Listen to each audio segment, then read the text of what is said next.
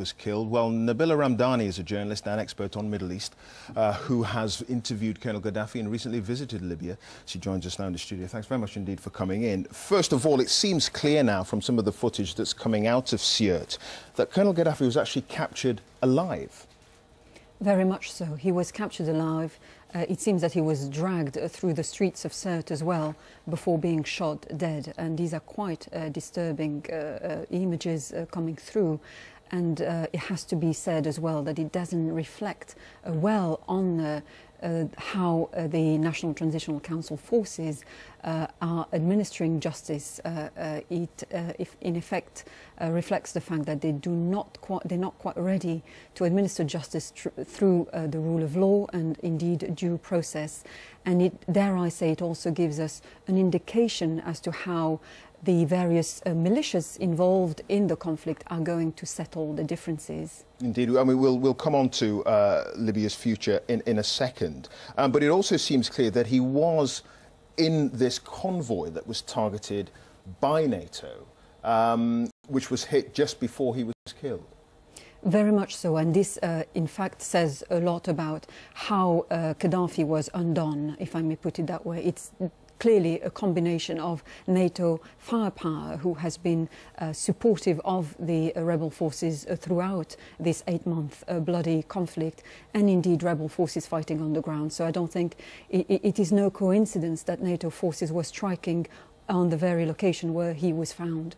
Indeed. I mean, when I was in Sirte, about 2 months ago, all the rebel fighters I was talking to, they were suggesting that there's no way that he's in Sirte, that Colonel Gaddafi is there. It's too obvious a place for him to be, that he's more likely to be down in the desert, probably looking to disappear off into Niger or to Chad. Are you surprised that he actually stayed in Sirte? Well, it's hugely symbolic that he was indeed found and captured and killed in Sirte, of all cities. This is his home city, his birth city. But this sums up the extraordinary or the dramatic events of the day. Remember, we started off the day hearing reports about Gaddafi being located in the south, building a rebel army of his own, ready to launch attacks on the rebel forces.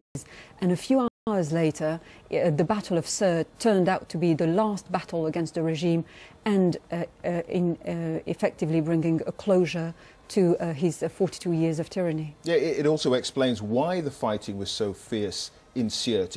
In other places it was fierce, but eventually the National Transitional Council troops managed to subdue the fighters. But it's gone on for quite a while in Sirte, and clearly those pro-Gaddafi forces were protecting someone very important.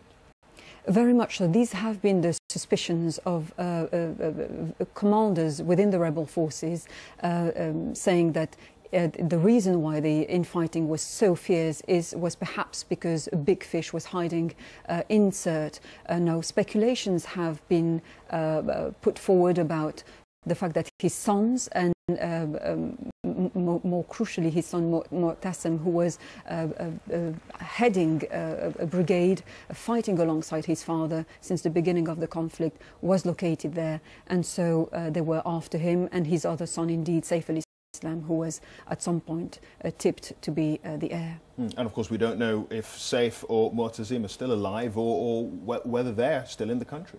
There have been reports coming out that Muammar's body has been found. These reports have not been confirmed by the National Transitional Council so far. We also are not sure about the whereabouts of Saif Gaddafi. The latest we heard is that he was fleeing Sirte and that he was being surrounded by NTC forces. Okay, let's look to the future now. You suggested the fact that Col Gaddafi was clearly captured alive, but it seems as if he was summarily executed. May not augur well for the future, certainly in terms of the National Transitional Council moving the country towards a democratic future. It certainly ruins or casts a shadow over the credibility or the ability of the National Transitional Council to transition smoothly towards democracy and apply the rule of law and due process. We've seen how the rebel forces throughout this conflict have been found guilty of abuses of human rights and indeed war crimes. The situation of migrant workers alleged to be mercenaries is also quite dreadful. So this, I'm afraid, the NTC comes across as having failed its major test in democracy, i.e. to bring Colonel Gaddafi to justice. Okay.